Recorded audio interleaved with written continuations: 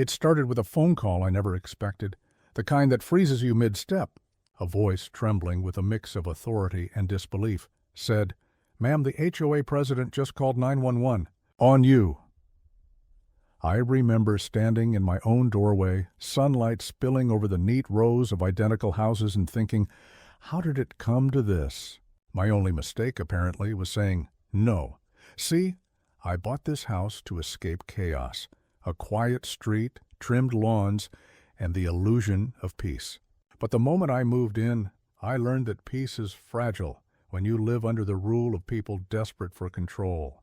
They call her Karen, though that's not her real name, and she's the self-appointed queen of our gated community. The kind of woman who carries a clipboard like a weapon and thinks community standards are sacred law. It started small. Notes tucked under my door, emails about minor violations, a reminder that my welcome mat wasn't on the approved color list. Then came the demands, permission forms for things that didn't need permission, unannounced visits, photos of my front yard taken from the sidewalk at dawn. And then, one afternoon, I heard the sound of my doorknob rattling, followed by her voice saying, "This needs to be checked." I didn't open the door that day.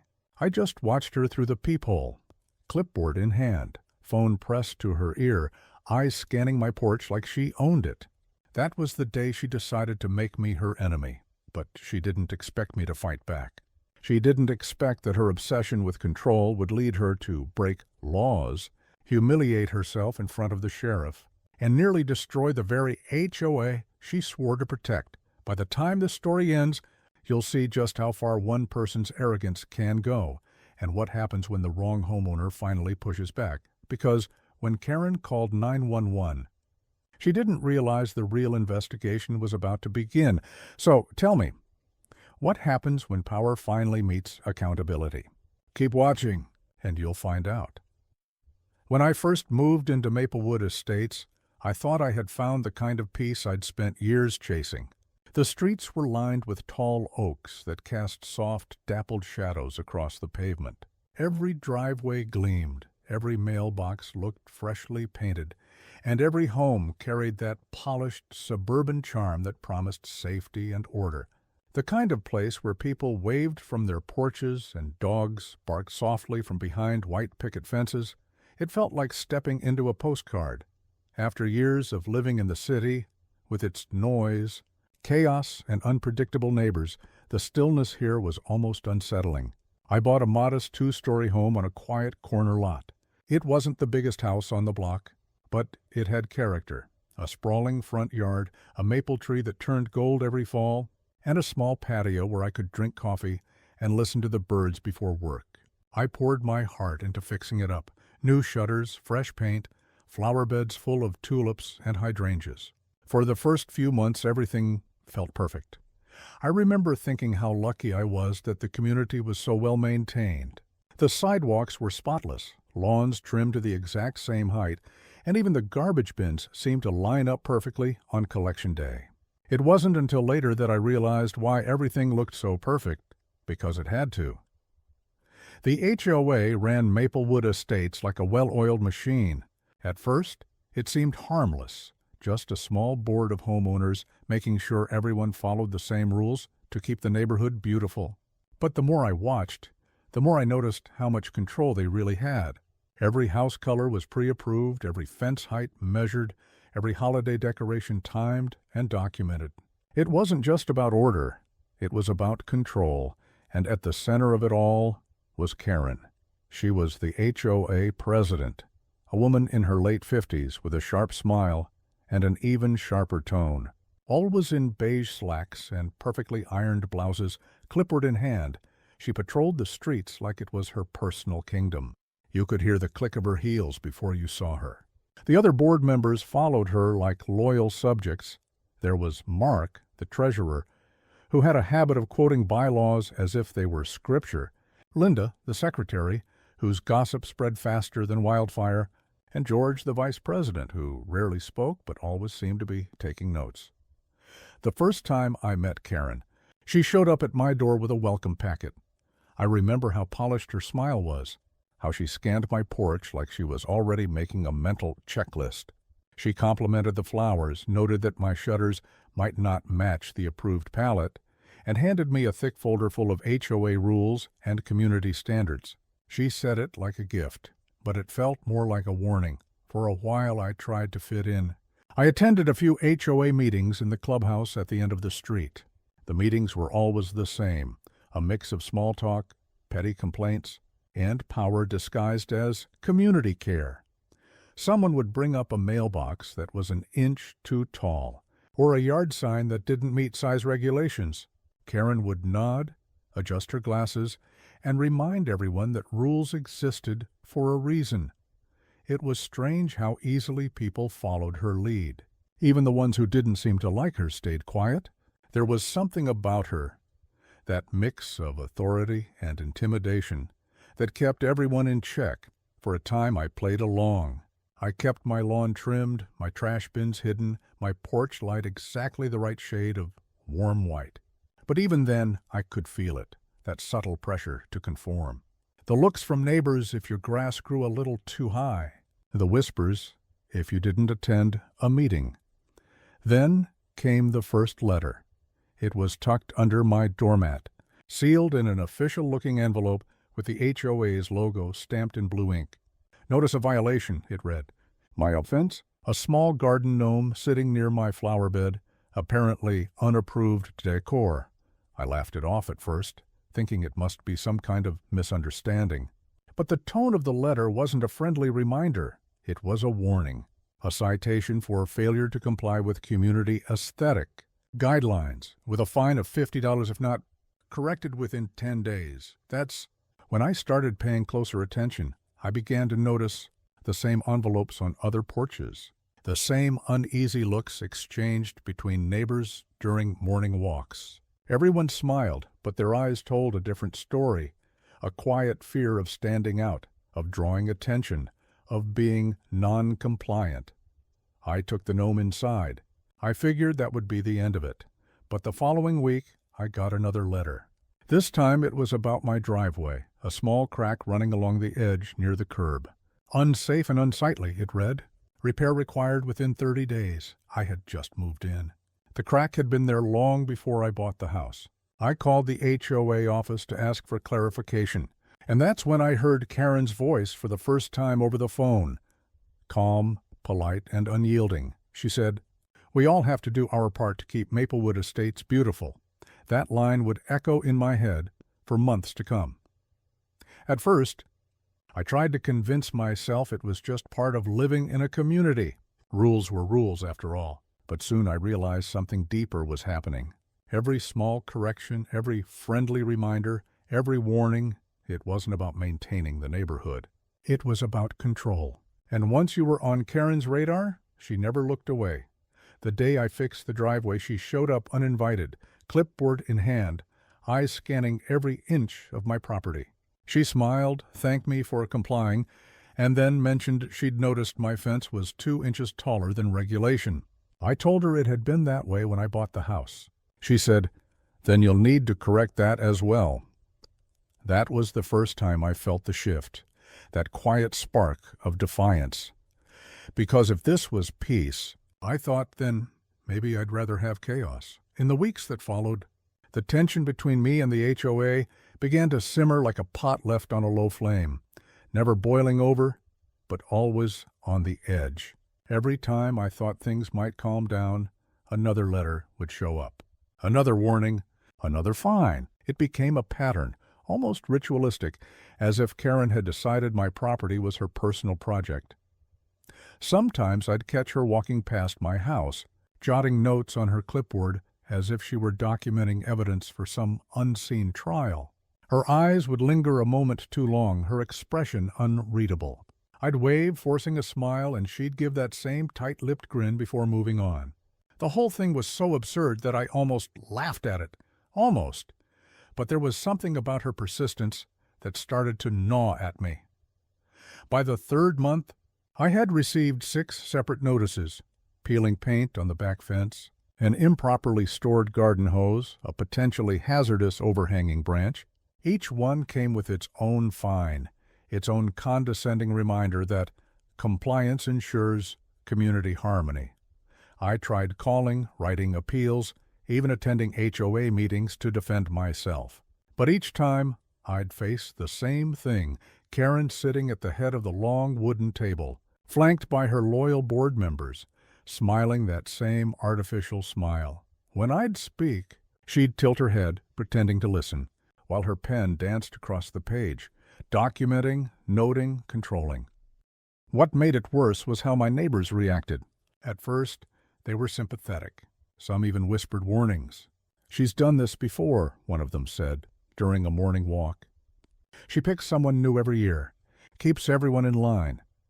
I wanted to believe they'd stand up for me, that someone would speak out. But fear had already taken root in that community. People avoided eye contact when she was around. They nodded at her rules, attended her meetings, and stayed silent. It wasn't just about lawns or fences. It was about power, her kind of power, the kind that feeds on fear and conformity. One night I came home to find an official-looking notice taped directly to my front door. Bold letters declaring, "Final warning." My offense this time? A single trash bin visible from the street. It wasn't even trash day. The bin had been out for 15 minutes while I hosed out the garage. 15 minutes? That's when the anger really set in. I started digging.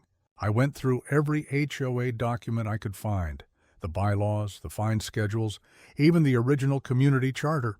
The deeper I went, the clearer it became that Karen wasn't just enforcing the rules, she was rewriting them, quietly, subtly. Each amendment passed during those conveniently timed meetings that most people never attended. She'd frame them as clarifications, but they always seemed to tighten her grip a little more. When I brought it up at the next meeting, her mask slipped for the first time. I remember the look in her eyes, sharp, calculating, like she was deciding whether I was a problem she needed to fix or eliminate. She smiled, but it didn't reach her eyes. "We appreciate your enthusiasm for community governance," she said, in that clipped, rehearsed tone. "But we assure you everything is perfectly in order." That's when I realized something chilling. I wasn't just dealing with a petty bureaucrat. I was dealing with someone who enjoyed control, someone who needed it. After that night, things got personal. Small things began to happen around my property. A note left on my windshield warning me about unauthorized parking, even though it was my own driveway. A complaint filed about noise disturbances despite my being out of town. Once my mailbox flag went missing. Another time, my sprinklers were mysteriously shut off, and my front lawn started to brown. Coincidences, maybe. But I didn't believe in coincidences anymore. Then came the cameras. I noticed one morning that a small, unfamiliar security camera had been installed on the HOA's lamppost across from my house, pointed directly at my driveway. I reported it to the county, but they said it was private property, outside their jurisdiction. When I brought it up at the next HOA meeting, Karen brushed it off with a smile. "We're just ensuring community safety," she said. That was the breaking point. I began to document everything, every letter, every interaction, every photograph of my property before and after her violations. I even bought my own cameras and installed them discreetly. If Karen wanted a war of documentation, I was ready to fight. Still, she didn't back down. The next month, I received a certified letter. Not just a warning this time, but a summons. The HOA was taking me to arbitration over ongoing non-compliance. They were demanding thousands in unpaid fines and associated legal fees. It was surreal, unreal. I stood in my kitchen holding that letter, reading it again and again as the reality sank in. This wasn't about rules anymore. This was personal. I hired an attorney, a quiet, steady man named David who specialized in property disputes. He looked over the documents, frowned, and said, "They've overstepped. Way overstepped." But Karen didn't know I had help now. I kept my distance, acted compliant, even smiled when I saw her on the street. All while David and I built our case quietly in the background. He discovered something big, buried deep in the HOA's financial reports. Karen had been misusing funds. Maintenance fees were being redirected to administrative costs. But there were no receipts, no records, no transparency. The deeper we dug, the uglier it got. She had been using the HOA's money to fund her personal renovations, new patio furniture, landscaping, even a small home extension she conveniently called a community office. When David showed me the evidence, I felt a mix of shock and satisfaction. We had her, but before we could act, she escalated. One afternoon, I came home from work to find my driveway, my freshly sealed, perfectly compliant driveway, completely demolished. Chunks of concrete lay scattered like rubble, tire tracks leading back toward the main road. There was a laminated notice posted on a wooden stake, driveway removal due to noncompliance, approved by HOA board. My heart dropped. They had actually done it. I remember standing there, staring at the destruction, unable to process what I was seeing. My neighbors peeked through their curtains but said nothing. Karen arrived minutes later, clipboard in hand, that smug satisfaction glowing on her face. She said, "We warned you, didn't we? Actions have consequences." I didn't say a word. I just turned, walked inside, and shut the door. That night, I didn't sleep. I just sat at my desk, staring at the photos of my broken driveway and the stack of letters she'd sent me, and that's when the plan began to form, a plan that would turn her own obsession with control against her. Because if she wanted to bury me in paperwork fines and rules, I was going to drown her in something far more permanent: water. For the first few days after the driveway incident, felt like waking up in a bad dream that refused to end. Every morning I'd look out my window, expecting to see concrete, solid, unbroken, dependable, and instead I'd be met with jagged rubble and the faint outline of tire tracks that led nowhere. My once pristine front yard looked like a construction zone, yet no repairs had been approved. No contractors had been scheduled. I filed a complaint with the county, but they dismissed it, saying it was a civil matter between private parties. That phrase stuck with me. Private parties. It made it sound like this was just a disagreement between neighbors, not the power trip it had become. The HOA board, emboldened by Karen's so-called victory, doubled down. Within a week, I started receiving fresh notices, citations for unsafe debris, unsightly property damage, and failure to maintain driveway integrity. The irony was almost comical. They had destroyed my driveway, and now they were fining me for not having one. Each letter carried that same official tone, that same pre-printed HOA logo at the top. But the message was clear. They were trying to break me down. Karen didn't stop there. She started sending inspection updates to all homeowners, thinly veiled reminders that compliance inspections could happen at any time. It was her way of tightening her grip on everyone else, using my situation as an example. Soon, small shifts began rippling through the neighborhood. People who used to wave stopped making eye contact. Conversations at the mailbox went silent when I walked by. Even my next-door neighbor, Mark, who had always been friendly, always quick to lend a hand, suddenly started keeping his distance.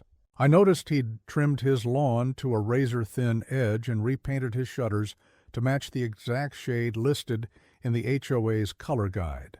Fear does strange things to people, but it wasn't fear that drove Mark to turn on me. It was opportunity. One afternoon, I came home to find him standing in his driveway with Karen, pointing toward my house. Their expressions were sharp, calculating. I couldn't hear their words, but I didn't need to. Later that evening, I found a new notice taped to my door. Neighbor complaint, unauthorized shed extension. The shed extension was nothing more than a small overhang I'd built months earlier to shield my tools from rain. It was perfectly legal, properly permitted, and completely within HOA guidelines, at least according to the version of the bylaws I had. But when I went to the HOA website to double-check, the document had changed. There, buried in the fine print, was a newly added clause.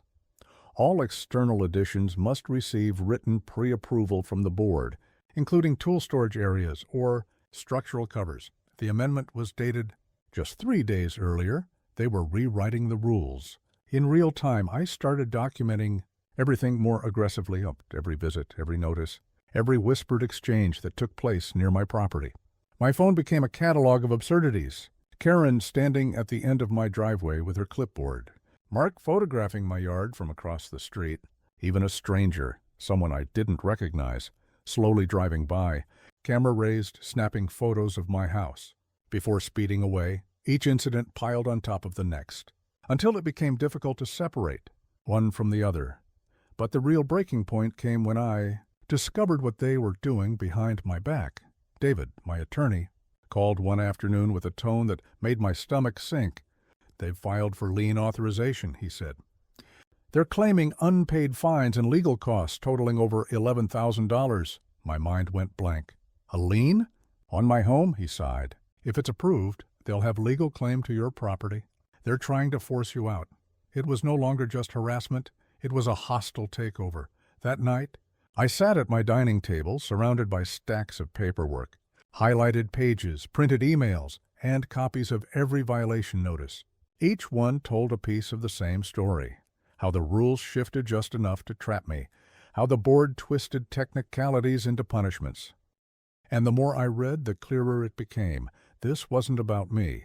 It was about control, about maintaining the illusion that Karen was in charge. I was just the unlucky one who'd refused to bow, but even I couldn't have predicted how far she'd go next. A week later, I woke to the sound of construction. Not on my house, on Karen's. A brand new fence was being installed along her property line, high enough to block the view of her backyard.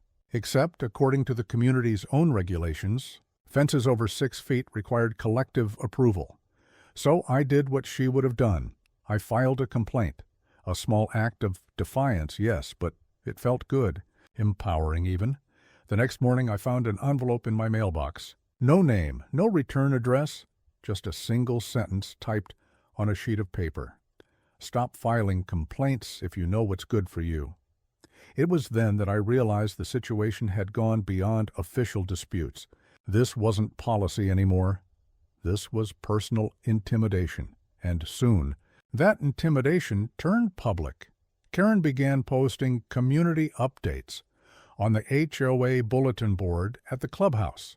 Summaries of board meetings that conveniently painted me as the problem. "Homeowner at Lot 42 continues to engage in disruptive behavior," one read. Another warned of ongoing non-compliance resulting in unnecessary legal action. My name wasn't printed, but everyone knew who it meant. It was character assassination wrapped in bureaucratic language.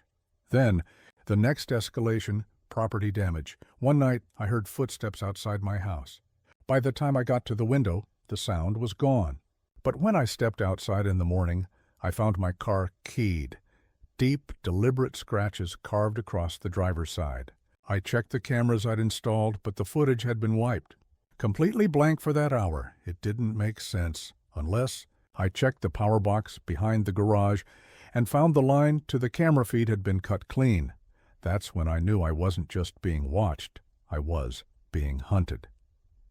David urged me to call the police, and I did. The responding officer, polite but detached, took down a report, glanced at the damage, and shrugged. "Could be vandalism," he said. "Hard to prove anything without video evidence." When I mentioned the HOA conflict, his tone shifted slightly. "We get a lot of calls about those," he said. "You might want to talk to your lawyer about civil options." Civil options. Always civil, but there was nothing civil about this anymore. The following week, I noticed a new sign posted near the community entrance.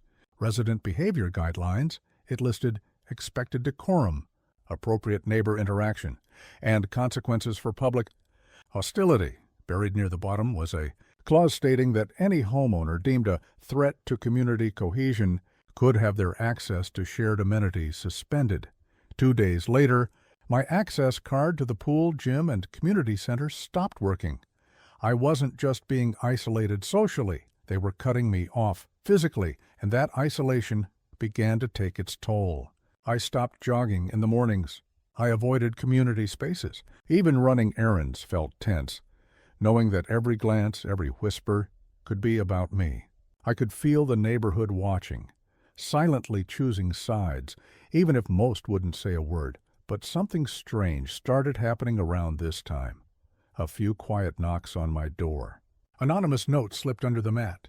Small messages from people too afraid to speak publicly, but who wanted me to know they were watching too, and that they were on my side. One read, "She did the same thing to us years ago." Another said, "You're not crazy." Keep going. Those notes became my lifeline. Proof that I wasn't alone. That beneath the manicured lawns and white fences, cracks were starting to form. Karen, though, must have sensed that the control was slipping, because her next move was her boldest yet, and her most reckless. One afternoon, a tow truck arrived in front of my house. Before I could even ask what was happening, the driver informed me that my vehicle was being removed for violating HOA parking policy. I laughed, not because it was funny, but because it was so absurd. My car was parked neatly in my own driveway. Karen appeared moments later, paperwork in hand, acting as if she were executing a lawful order. "Section 8, subsection B," she recited. "Driveways must remain clear for emergency access at all times." I stared at her. "Emergency access? Are you serious?" But the tow truck didn't care. He had authorization. He hooked the car and drove off, while I stood there stunned, powerless to stop it. The next day, another letter. Another fine. It was a cycle. Provoke, punish, repeat. But what Karen didn't know was that her arrogance had left a trail. Every illegal act, every baseless fine, every time she overstepped, it was all documented. I had dates, photos, timestamps, and witnesses. David was building something airtight. And while Karen believed she was tightening the noose around me, she was actually constructing her own downfall. Because in her obsession with control, she forgot one thing. Control leaves fingerprints, and I was collecting every single one of them. By the time winter rolled around, the conflict had consumed nearly every part of my life. What had started as a battle over a driveway had turned into a war of attrition, one waged through paperwork, intimidation, and psychological warfare. The HOA wasn't content with simply enforcing rules anymore. They wanted obedience. They wanted submission. Karen's leadership had taken on a cult-like authority. Her updates in the HOA newsletter grew bolder, more self-congratulatory. She framed herself as the savior of order, the protector of community standards, and anyone who questioned her, including me, as a disruptive influence. It would have been almost funny if it weren't destroying my peace. Then came the winter decor restrictions. I'd always put up simple holiday lights, nothing fancy. Just a few warm strands along the eaves and a small glowing reindeer on the lawn. But that year I received an email stating that only white or gold lights were permitted, and external displays must not exceed 4 feet in height. Mine, apparently, violated both. I ignored the notice, choosing to focus on the few things that still made the house feel like a home. The next morning, I found the reindeer shattered across the yard, its plastic frame snapped in half. The lights cut clean through. It wasn't an accident. It was a warning. But that same day, something else arrived, something that changed everything. A thick envelope from David, my lawyer. Inside was a compiled report, every photo, every letter, every recorded timestamp, meticulously organized into a legal dossier. He'd been working quietly, gathering statements from other residents who'd suffered under Karen's rule. And buried near the end of the report was something astonishing, an accounting discrepancy. Tens of thousands of dollars in maintenance fees had been redirected from the HOA fund into an administrative reserve that didn't exist. The signature approving it? Karen's? That's when I realized this wasn't just personal harassment. It was corruption. For months I'd been fighting to defend my home, but now I had the weapon that could bring the entire operation crashing down. We started small. David advised restraint, to let Karen think I was still struggling, still backed into a corner. Meanwhile, we filed a formal records request through state law. The HOA was legally obligated to provide all financial disclosures upon demand. When the request went in, the silence was deafening. Days passed. Then weeks. No response. No documents. Just tension thick enough to cut through. Until one evening, I saw Karen and 2 other board members, Leonard, the treasurer, and Margot, the secretary, meeting in her driveway, long after dark. Their conversation was animated, frantic. Leonard's hands were shaking. Margot kept glancing around nervously. I stayed hidden, filming from my window, as their voices carried faintly through the air. "You said you moved it," Karen hissed. "I did. It's not in my name anymore," Leonard snapped. "Then where is it?" That recording became the missing piece. We filed a complaint with the state HOA oversight agency, attaching every shred of evidence, from altered bylaws to financial fraud to intimidation tactics. And while the bureaucratic machine turned slowly, it was already grinding in motion. But Karen wasn't going down quietly. Within days of the filing, she retaliated hard, an emergency HOA meeting to address ongoing misconduct by a member of the community. Flyers went up overnight, taped to lampposts and mailboxes. The language was venomous, but vague enough to draw curiosity. I went. I needed to see how far she'd go. The clubhouse was packed that night, dozens of residents squeezed into folding chairs, murmuring as Karen stood at the front in her signature pastel cardigan, flanked by her loyal board members. Her smile was tight, brittle. She started her speech with the usual performative calm, then escalated into a full-blown tirade. "There are individuals," she said, voice trembling with rehearsed outrage, "who seek to destroy the harmony of this community, who spread lies, file false claims, and attack those of us who volunteer our time to protect what we all built." All eyes turned toward me. I didn't move. She went on, waving papers, violation notices, complaint forms, all carefully curated to paint me as unstable, vindictive, and malicious. It was her last desperate attempt to sway the crowd before the truth surfaced, and then, mid-rant, the door opened. David walked in, flanked by two officials from the State Housing Department. The room fell silent. Karen froze. The next few minutes were chaos. Leonard stammered something about clerical errors. Margot broke down in tears. Karen tried to regain control, insisting it was a misunderstanding. But it didn't matter. The illusion of authority she'd built, the fear she'd cultivated for years, shattered in front of everyone. People started standing up, yelling questions. "Where's our money? What about the dues increase? Why are we being fined for everything?" For the first time, Karen didn't have an answer. Within a week, the HOA's accounts were frozen. An independent audit confirmed everything: the fraudulent transfers, the manipulated bylaws, even the retaliation tactics. Karen and Leonard were removed pending investigation, and criminal charges were later filed for embezzlement and misconduct. But the fallout didn't stop there. Neighbors who'd once sided with her started coming forward, confessing they'd been threatened or coerced. Mark, my once friendly neighbor turned informant, showed up at my door one evening, not to gloat, but to apologize. "She said she'd fine me for noncompliance if I didn't report you," he said quietly. "I'm sorry, man. I didn't know it would go this far." I wanted to hate him. But instead, I just nodded. You weren't the only one, because that's what Karen had built, not a community, but a culture of fear. And now, that culture was crumbling. The months that followed felt like sunlight breaking through after a long storm. The interim HOA committee, made up of residents who'd once been too afraid to speak, began rewriting the rules with transparency and fairness. They revoked every baseless fine, reimbursed every fraudulent fee, and reopened the amenities for everyone. And me? I rebuilt my driveway. Not just to replace what was lost, but as a symbol, a declaration that I wasn't broken. I poured every inch of concrete myself, smooth and flawless, stronger than before.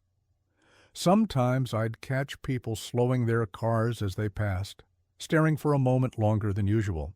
Maybe they were remembering. Maybe they were realizing how close they'd come to losing everything, too.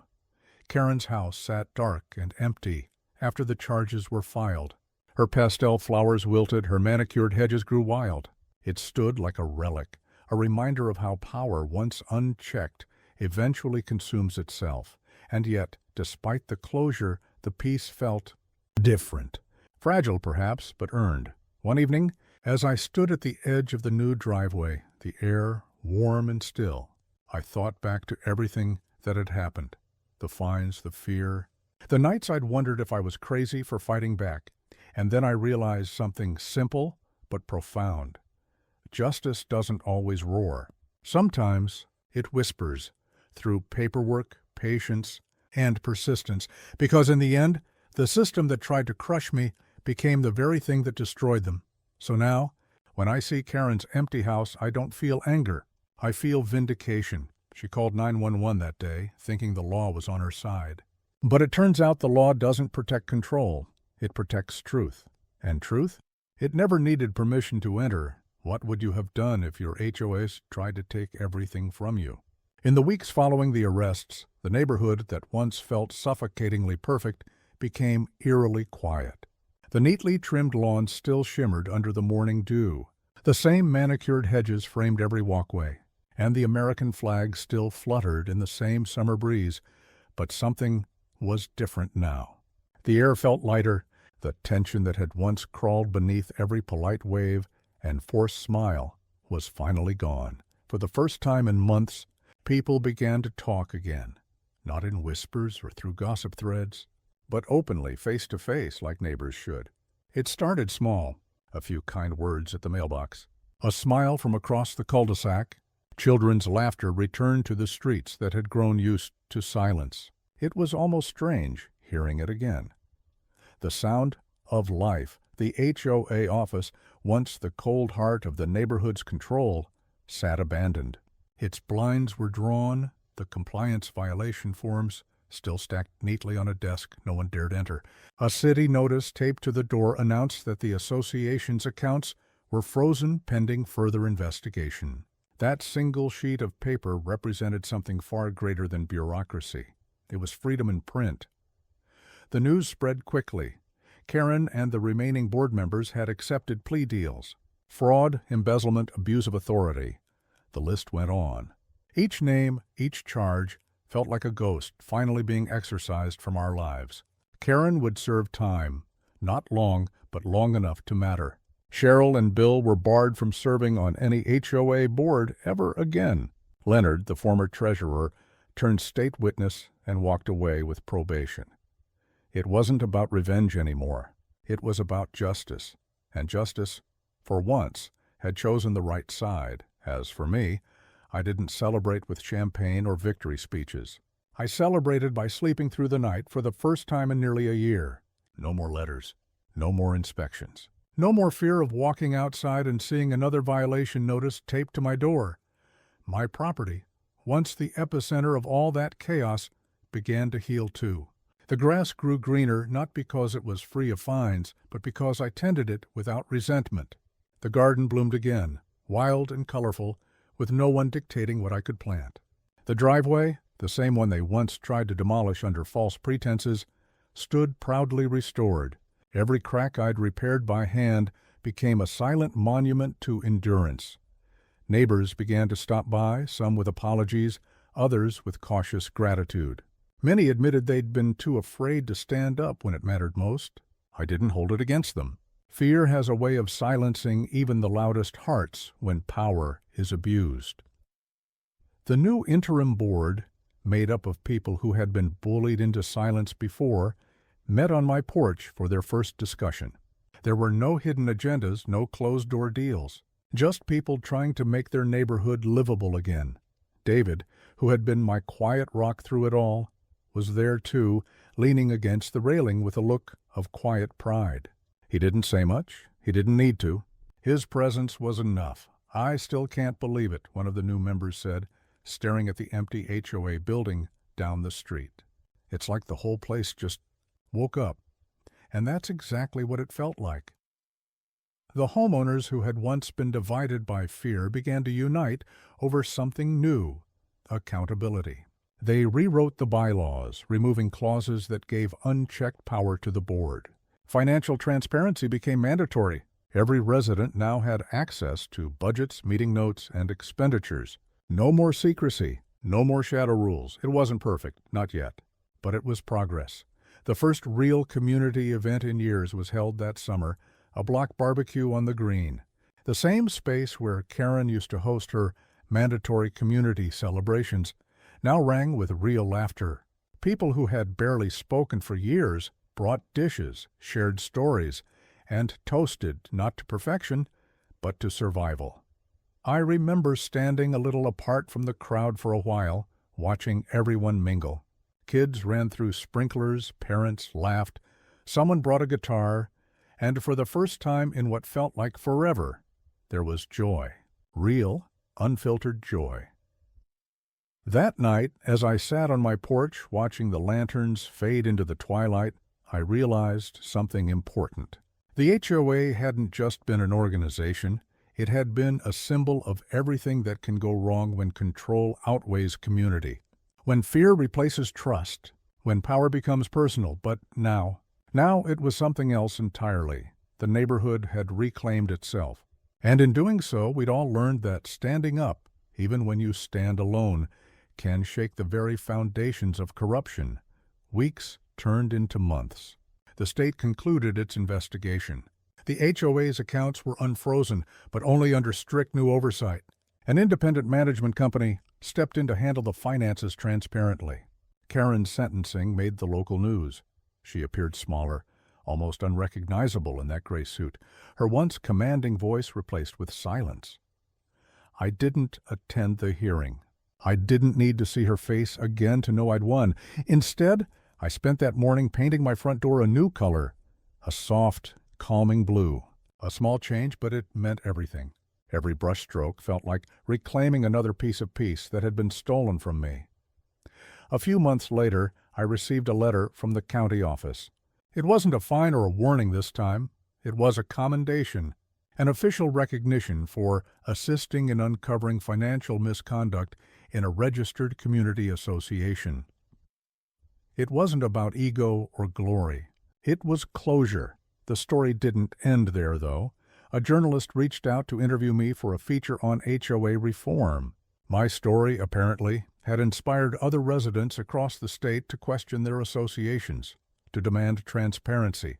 I hesitated at first, wary of attention, but then I realized silence is what allowed people like Karen to thrive in the first place. So I told the story, every painful, ridiculous, absurd, infuriating detail. And when the piece aired online, it went viral. Thousands of comments flooded in, people from all over the country sharing their own horror stories, their own battles against petty HOAs, and their small victories. It became clear that what had happened here wasn't isolated. It was a symptom of a much larger disease, one built on intimidation and misplaced authority. But there was hope in that too. Because with every story told, with every voice raised, the system began to change.